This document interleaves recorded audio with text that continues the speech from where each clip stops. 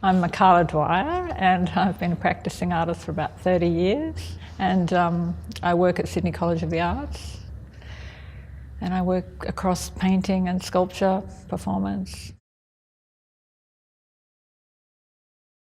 I wasn't really aware of becoming an artist because I actually got booted out of school quite young, so I didn't have much of an education. So when I got kind of encouraged to go to art school, and when I got there I suddenly thought, oh, why couldn't I have done this when I was 12? It suddenly made sense.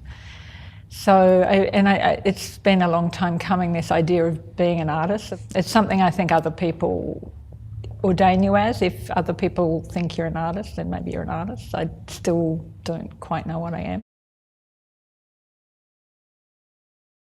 The main challenges I faced during my art career, if you can call it a career, is being able to make the next work with no money or nobody being interested, or, I think most artists that keep going are artists that just need to see their visions materialised in some way, shape or form. So it's a compulsion, I think, to do that. And so sometimes there's no one listening, or there's no money, or there's nowhere to do it. But somehow trying to continue that. I mean, those challenges happen every time you go to make a new body of work or a new work. That the ground zero is there, ever present, every day at some point. I think there's those moments of just being in love with an idea that you forget all that, and you can sort of just you get lost in the zone or in the moment, but every other moment around that is the sort of fight to make that happen, create that space where you can do that.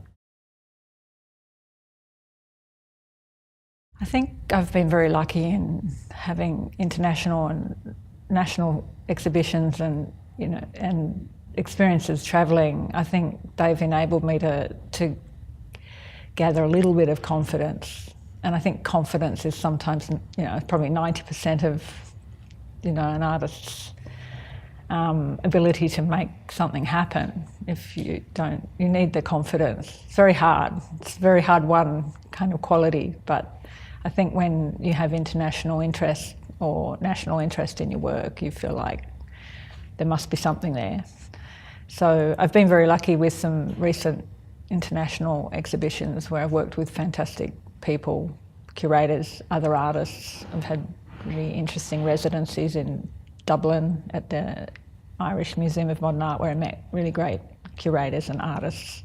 I think when you're able to step out and you start to see other places where they take art seriously, and that there is a reason for it, which is very easy to forget when you're back here.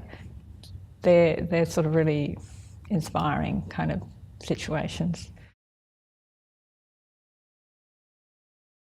I don't know if I've got any, but I have survived this, and I'm kind of getting quite old now, so I must have some.